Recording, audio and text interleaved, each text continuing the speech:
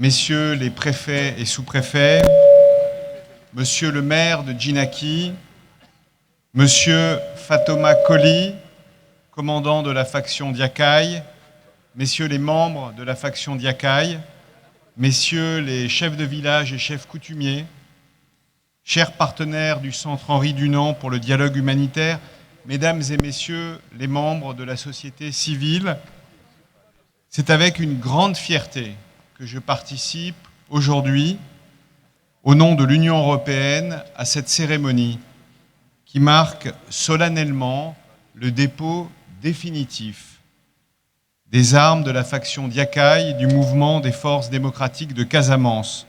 Ce jour est historique car il marque indéniablement un pas décisif vers une paix durable dans la région et nous sommes fiers d'avoir pu y contribuer.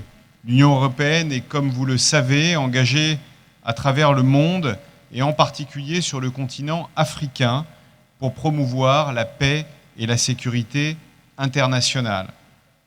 Le Sénégal est un partenaire clé de l'Union européenne en Afrique de l'Ouest et sur le continent africain de manière globale.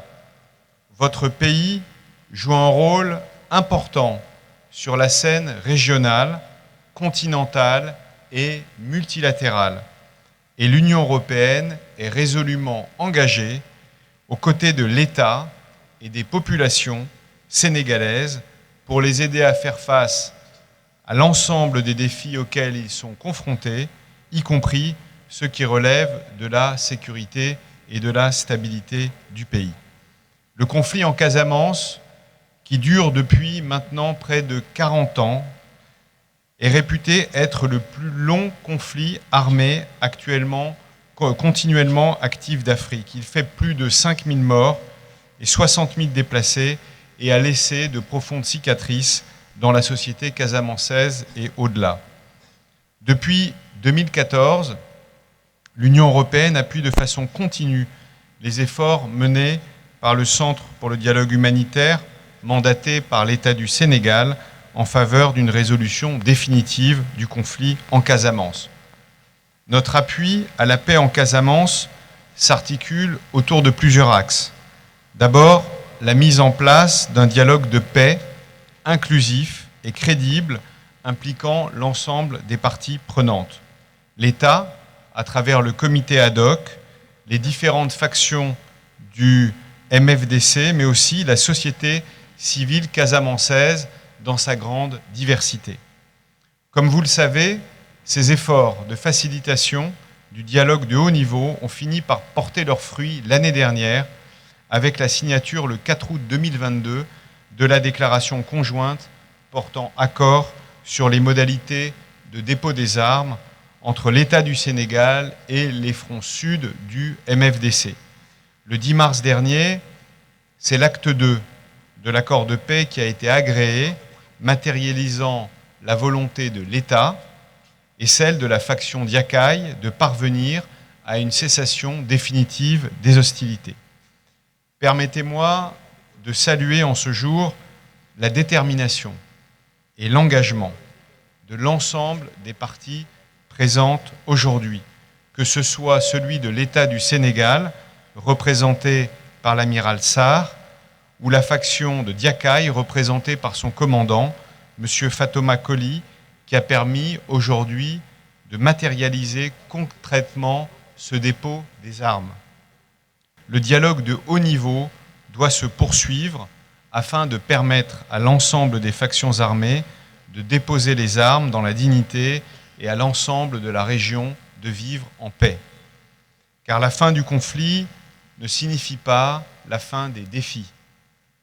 Les efforts de facilitation du dialogue de haut niveau doivent continuer par être accompagnés par des activités complémentaires, également essentielles, pour permettre une paix durable dans la région. Il s'agit de la médiation au niveau local permettant de régler les conflits communautaires, par exemple autour du foncier, autour du déminage et du retour des populations qui font souvent miroir aux désaccords entre groupes armés et de ce fait alimentent le conflit.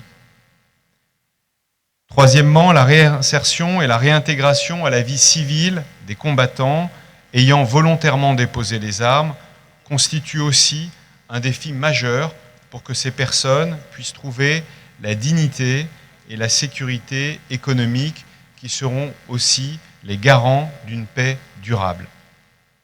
Enfin, les zones qui ont longtemps été négligées à cause du conflit doivent pouvoir retrouver toutes les conditions nécessaires à leur bon développement, que ce soit en termes d'accès aux services de base ou aux opportunités économiques. Sur tous ces chantiers importants, l'Union européenne est engagée à soutenir l'ensemble des acteurs en vue de la résolution définitive du conflit à laquelle aspirent tous les Sénégalais et en particulier ceux qui vivent en Casamance. Comme nous l'avons déjà annoncé à Cabrousse le 26 avril dernier, dans l'atelier que vous avez présidé, Monsieur le Gouverneur, l'Union européenne s'est engagée à poursuivre pour 2 années supplémentaires son soutien aux négociations et à la mise en œuvre des accords politiques, son soutien à la médiation locale pour régler les conflits communautaires, ainsi que son soutien aux opérations de déminage à travers le Centre national de lutte anti-mine.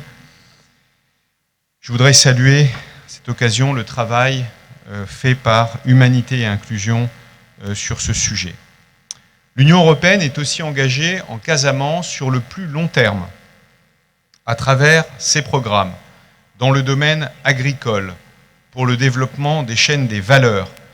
J'avais pu avoir l'occasion récemment d'aller accompagner Monsieur le Président de la République et le Premier ministre dans leur visite officielle à Sédhiou, où des centres de formation professionnelle sont développés à Bounkiling et à Sédhiou, et où des fermes agroécologiques permettent aussi de développer la dimension d'agriculture et la dimension agroalimentaire dans la région et de donner l'emploi à beaucoup de jeunes.